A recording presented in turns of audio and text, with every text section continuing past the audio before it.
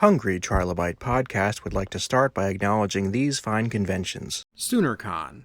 Central Oklahoma's longest-running pop culture convention is back. SoonerCon 31 is scheduled for June 30th through July 2nd, 2023, in Norman, Oklahoma. It promises a weekend full of tabletop gaming, cosplay, and appreciation for literary sci-fi as well as TV and comics. Visit SoonerCon.com for more information. The Hellmouth Convention. The Hellmouth Convention is designed by fans for fans, with the aim of harnessing the power of fandom to raise money for charities. The Hellmouth Convention celebrates all fandoms, but particularly things like Buffy, Firefly, and Dr. Horrible. Like the Hellmouth itself, things gravitate toward it that you may not find anywhere else. The next event is scheduled for June 9th through 11th, 2023, in Los Angeles, California. On tap today, we have Dan Barr. How are you doing, good sir? I'm good. How are you doing? I am doing great, sir. You are the author of a short story that won the Sci-Fi Coffee Company's creative writing contest. And that story is titled, let's make sure I get this right here, Go Boldly. Nice little reference there. Thank you. Yeah. Congratulations. So how did you hear about this contest and what made you want to get involved? So the contest was at least partially sponsored by the Kurt Vonnegut Museum and Library in Indianapolis. I had contributed to their Kickstarter back in the day, and so I was on their mailing list. And I got an email from them mentioning the contest, and I thought, oh yeah, okay, flash fiction contest about coffee. That sounds like something that would be fun. So I just sat down and started writing, I think like the same day that I got that email. I don't want to get into spoilers on your story because I am not in that business. It is available on the show notes on my website, aaronbostic.com. Goes right to Sci-Fi Coffee's website. But to say that you took the writing prompt, which is about talking about the backstory of coffee from a sci-fi perspective, you took that on a very literal level, and it works very, very pleasantly. So they were offering two different coffees to write on. The one that I wrote on was called Morning Liftoff, and the other one, I really wish I'd looked this back up before the podcast. It had to do with love, and I felt when I was first looking at the prompt that the love one probably was a better story. It was more interesting, but I couldn't figure out how to write an ending to that. You know, a flash fiction contest is supposed to be very short, and I was writing this thing on love, and it was getting like 5,000 words. It just wasn't working. So I looked at the other one, and I thought, Morning Liftoff, let's just take this literally. Let's like just take the title of the coffee and just write exactly that. And I also decided to sort of do it a little bit like, if you're going to write something that literal, you have to almost write it absurdly, but also take it incredibly seriously. So that's what I ended up doing with that. While I was reading it, I kept hearing the lyrics from Major Tom in the back of my head. And that just added to the pleasant image that you got there. Like I say, it was an absurdist, but it wasn't absurd to the people in the story, which is what makes it work. It was like the old Batman TV show. It's like anybody watching it thinks it's silly, but anybody in it truly believes it. I love the Major Tom thing. That was definitely on there. There was Airplane, and there was Police Squad. It was sort of like I had to make sure that everybody in the world took the world absolutely 100% seriously, while all the readers got to just have fun with it. So that was my plan from the beginning. Yeah, in the last 30 seconds, you and I have just named the best of the best when it comes to the absurdist comedies.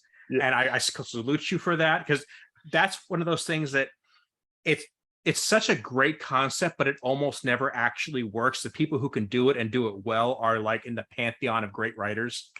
Oh, wow. Okay, thanks for that. I think you can do it with a flash fiction. I think that if I tried to make it a short story, it would get really tired very quickly. But if you give me 1,000 words, I feel like that's something I can do.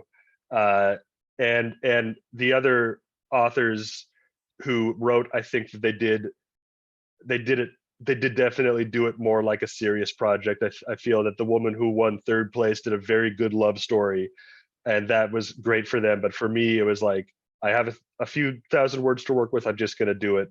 I'm just going to be crazy with it. And if I tried to take it seriously, I think it would have been a massive failure.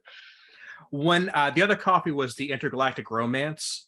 Yes. And I had imagined when I saw the writing prompt myself that there were going to be a lot of entries that were variations on the Taster's Choice commercials from the 90s, where there was this ongoing love story over the coffee. And I didn't really actually see that too much, but I'm surprised that wasn't the spin a lot of people put on it.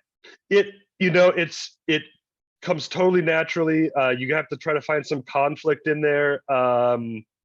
And the woman who won third place, she did a story about a couple who was doing couples counseling, which I think was a great tact to take. It just wasn't working for me, while being able to take Morning Liftoff and just write 1,000 words on that. I think I had the minute I started, I just started having fun with it, and I think that's very important.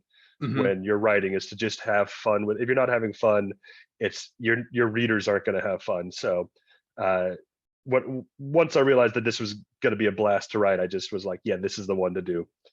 And especially when it comes to having fun in flash fiction, there is no room for playing around. There is no room for dragging out details.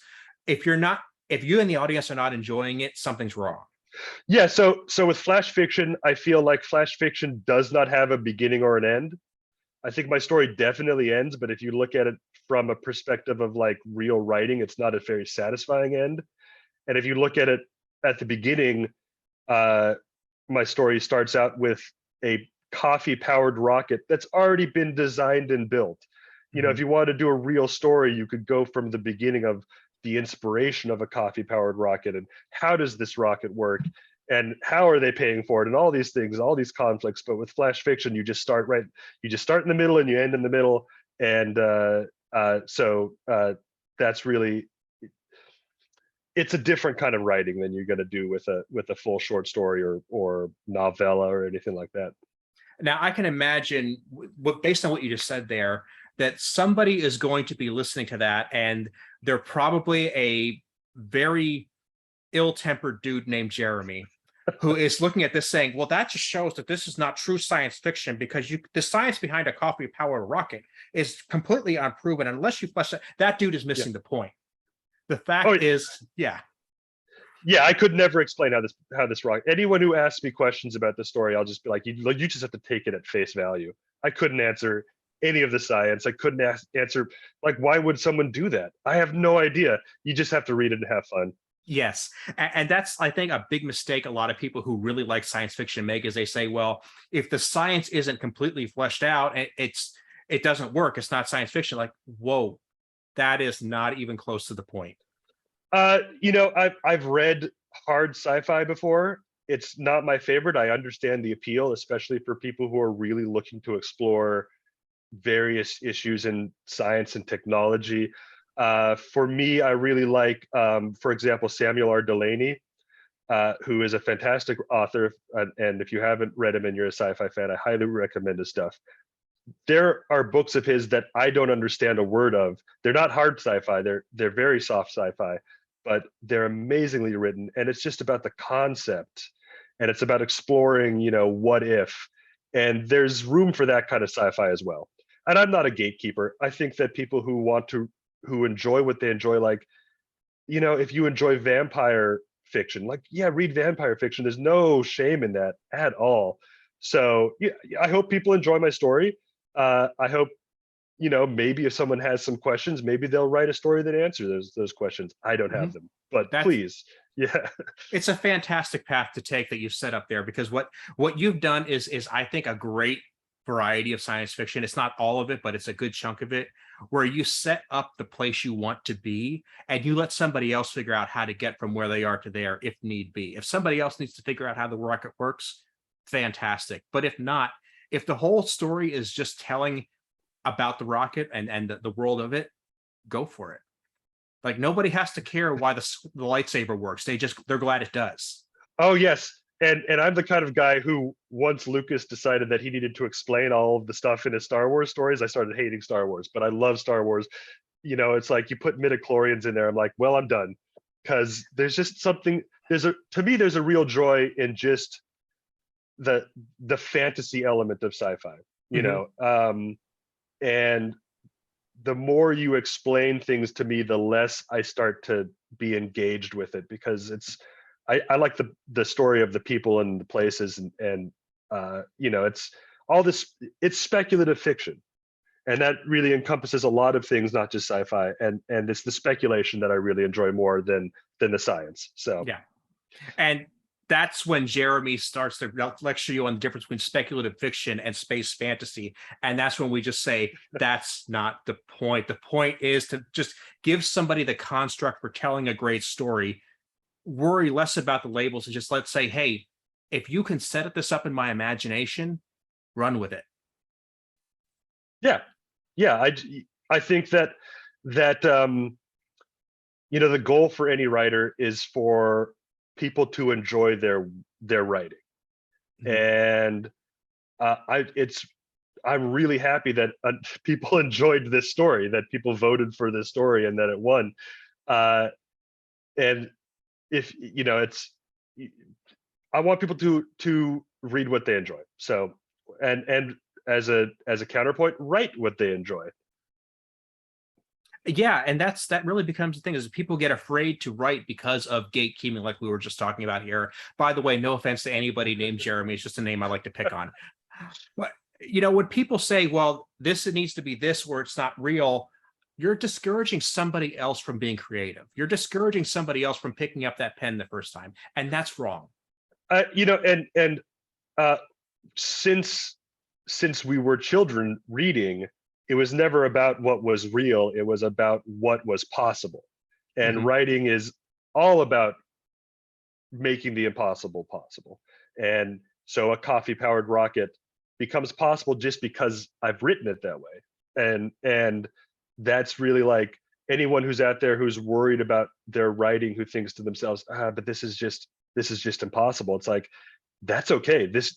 That's what fiction gives us, is it lets us have the impossible. So it's fun. It's fun to sort of take an idea and say, how do I make this impossible idea? How do I explain it? How do I make it possible? And there's a lot of fun to explore that as well. But I would say to anyone who's interested in writing the impossible, like, yeah, write the impossible. Like that's great. I would love to read that. So you talked about Star Wars over explaining itself, and I am behind you on that 100%. I tend to write off the midichlorians as a weird thing they had to say in one movie that I didn't care for much in the first place, and I just let it go from there, because after you get past that, I'm kind of back on board. But I will say that things like comic books in particular, and I'm a DC fanboy, and DC has not been the best at letting things go when they don't need to be explained. Well, I would argue that for a while, Superman had every power available and they never explained any. I think he had super knitting at one point, and it's like, all right, he's Superman. I'm a Marvel fan. I grew up on comic books. I think comic books really sort of are a huge inspiration to my own writing, just in that they are a genre that takes itself very seriously, and it's not a serious genre.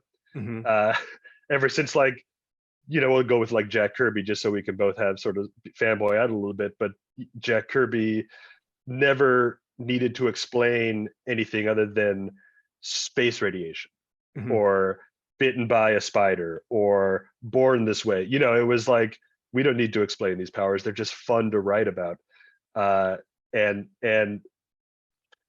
comic books have become more serious as they've been making more money and trying to attract more people. But I really enjoy the days where two random powered individuals would just fight each other for reasons that were never exactly explained. That I just thought that was fun. That was sort of, and I think that it's a very, I think it's a very American idea to have super powered people fight each other just because we're so into exceptionalism. I do think that the sort of randomness of comics has really inspired a lot of my writing and reading as well.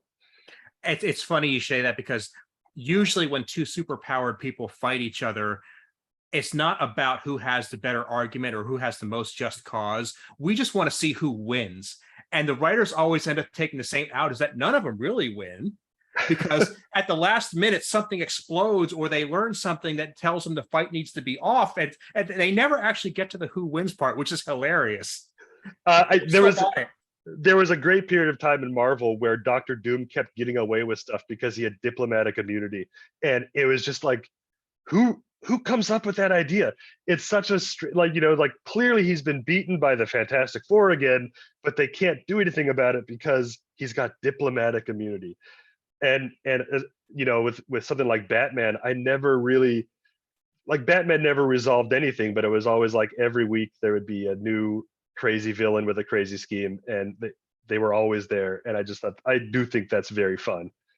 And Jack Kirby being a fantastic example, thank you for bringing that up, is that he, like you said, wasn't super crazy about how stuff worked, but the way he drew technology was so distinctive, and you believe the things he made even when they never existed before or since. The way he constructed these fantastic tools and buildings and vehicles was just so believable. Yeah, speaking of technology that nobody explains how it works, it's just there. Kirby filled his stories with, okay, now we have a machine that makes portals. How does it make portals? It has curves and metal and chrome, and it makes portals. And you're like, okay, well, that's great. Let's have an adventure in a portal. Because it was about the adventure. It wasn't about explaining the technology. And it was like whatever excuse to get to the adventure. It is sort of it.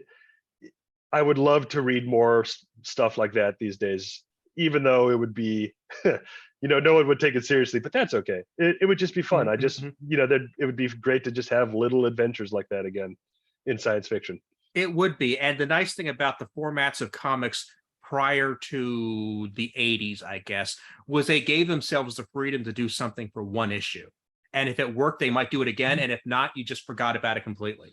Yes, it was, the first time they realized that crossovers were a thing did kind of wreck that one shot mentality. You'd have these self-contained stories. You'd have these kids who were like 8, 9, 10 reading these self-contained stories, and they'd then go like act them out, or they would. My friends and I used to make our own comics during recess at school, and those things were not more than one issue. And it kind of like, it did teach people to write these very self-contained but quick fiction stories. And the word they use, at least DC would use, would be what they called an imaginary story, as opposed to the other comic books which had completely based on fact stories. I don't know, but they would just like say, hey, we're just going to do two things with these characters, we'll see what happens, we're not holding ourselves to anything. And kids got that in a way that showed them credit. Yeah, and it was, I think it's, Maurice Sendak, who is of course an amazing children's author from back in the day, used to say that we don't have to dumb things down for kids. We don't have to make things less scary for kids or less violent for kids or anything. Like, kids understand things, and comic books were sort of like that. It was a thing for kids, but it wasn't dumb. It wasn't picture books. It wasn't, like boxcar children's stories where everyone had a good time and that was the whole story. This was something that kids could see, like adult conflict, and they could understand these events that were going on that were sort of like more serious or more exciting than what they were reading. And I'm sure, I have no doubt that comic books have inspired so many writers. In fact, just like Michael Chabon, Jonathan Lethem, these guys who have won a lot of acclaim for writing full novels about comics, like good novels. That's the kind of stuff that comics used to create. I'm sure they still do, actually. It's the emphasis is on the movies now, but I'm sure there are kids out there reading comic books right now who are just as inspired as I used to be when I was a child. I'm 100% sure of it. So Dan, what are you doing after this story here? Do you have some more works that you're looking to put out? So I'm working. I have one completed novelette that I'm shopping. I'm working on something, a horror short story, like a sci-fi horror short story, that, knowing my writing, will probably turn into another novelette. And then I'm working on what I'm hoping will be a book length sci-fi about a a, a a society where everybody's identity has been stolen, so nobody has an identity anymore. We'll see how long that one goes. I always have plans for book length stuff, and then it ends up being shorter. So we'll see how that one goes. Other than that, I am now working with a local nonprofit that called 916 Inc. 916. I live in Sacramento, and 916 is the Sacramento area code. And that nonprofit, it actually gets students from grades 3 to 12 to write on prompts. And at the end of the semester, they actually collect all of those writing, all the writing that's been done, and publish them in a book, and then give those books to those students that have written for them. And if you want to go check out that nonprofit, it's 916.org is their website. It's a great nonprofit, and especially talking about writing and being inspired to write. Having your name on a byline, seeing your name in a book, is a huge inspiration to write more. So I hope that it inspires a lot of these children to continue to write after they leave school, or even on their own time. Awesome. I am all about people using their fandom to make the world a better place, and that is a fantastic example. So I'm going to look them up, even though I live nowhere close to you. I am still going to try my best to boost them.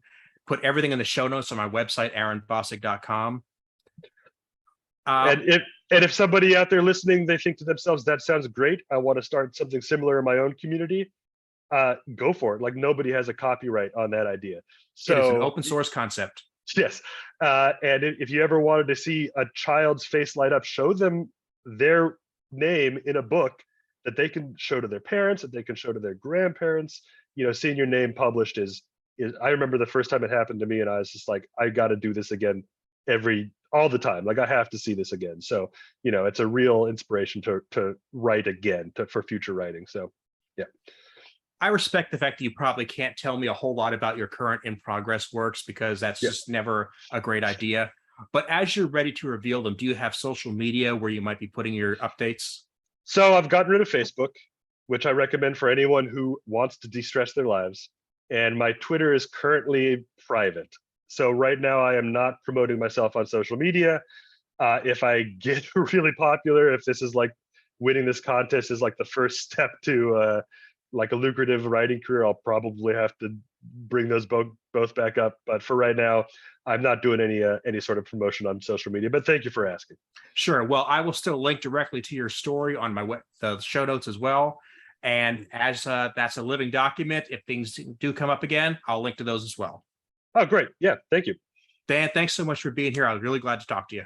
Yeah, thank you for inviting me. I'm really happy that my work has inspired so many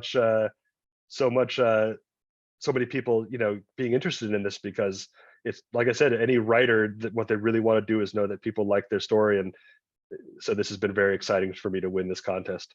Congratulations again. Yeah, thank you.